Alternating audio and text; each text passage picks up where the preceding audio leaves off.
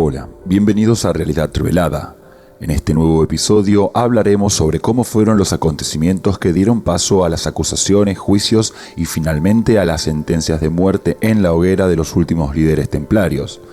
Estas medidas provocaron la desarticulación y la declaración oficial de la desaparición total de toda la orden templaria. Empecemos. A medida que los templarios se convertían en la banca más grande, sólida y confiable del período medieval, las campañas militares religiosas por las Tierras Santas comenzaban a dejar de tener una importancia central. Ya para las últimas cruzadas, la participación templaria era escasa o nula.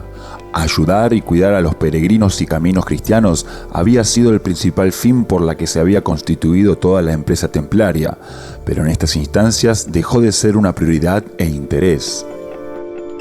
Lentamente los enclaves, sedes y fortalezas templarias de Oriente Medio fueron siendo tomadas o destruidas por las fuerzas musulmanas de Saladino. Tras estas derrotas, los altos mandos templarios no vieron la necesidad de intentar recuperar el territorio perdido. Sin una misión definida, la orden comenzó a presentar acciones políticas independientes y separadas de los intereses religiosos cristianos. Estas decisiones provocaron un malestar y una lenta pero continua pérdida y falta de apoyo de las instituciones eclesiásticas. Los 2 siglos de predominancia, influencia y presencia templaria en toda Europa permitieron estar íntimamente ligadas a las casas nobles al haber contado con el ingreso de muchos de los hijos de la mayoría de las familias reales. Además, ellos todavía poseían sus indultos otorgados en la bula papal de Inocencio II, que los eximía de la obediencia a las leyes locales de cualquier reino. Se podría decir que toda la orden se convirtió en una especie de Estado dentro del Estado.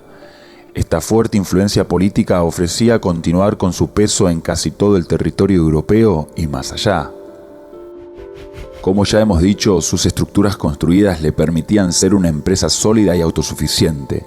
Sus riquezas, tierras, ciudades, producciones de bienes, los ejércitos, entre otras cosas, hacían de la orden una organización con más fuerza y poder que la mayoría de los reinos y estados, considerándose incluso superior al poder de la misma Iglesia.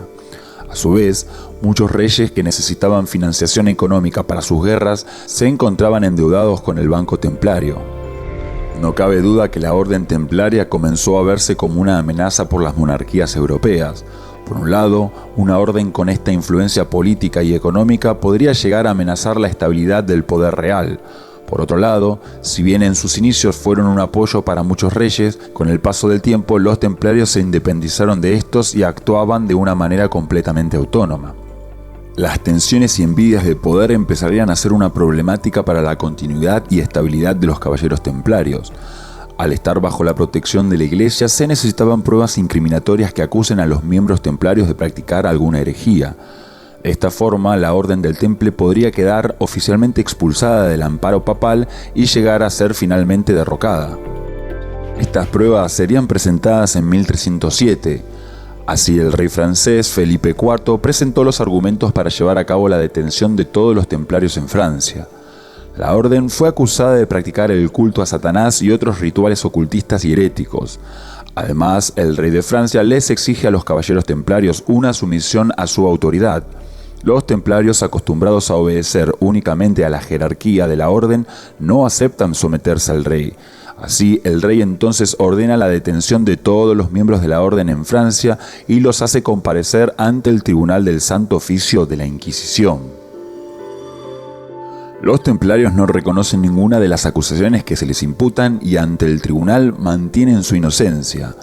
A pesar de las negativas de los templarios, el Papa Clemente V, bajo fuerte presión por parte del rey de Francia, acaba por dar crédito a las acusaciones y en 1312 da por concluido el proceso de la orden templaria, se ordena la disolución y se condena a la hoguera a todos sus miembros.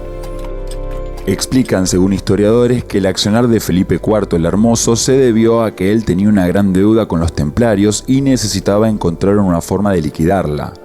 En un levantamiento del pueblo contra el rey Felipe, se cuenta que los templarios le salvaron de un linchamiento en la calle dándole amparo en uno de sus cuarteles. Felipe quedaría sorprendido al ver unas bóvedas llenas de oro y tesoros. De esta forma, el rey de Francia supuso que podría aprovechar el arresto de los templarios para confiscar todos sus bienes y cancelar su deuda. Aunque Felipe el Hermoso era el rey de Francia, muchos otros reinos europeos estaban involucrados contra los templarios. El rey de Aragón, Jaime II, era el sobrino de Felipe el Hermoso y estaba casado con Blanca de Navarra, la hermana de Felipe.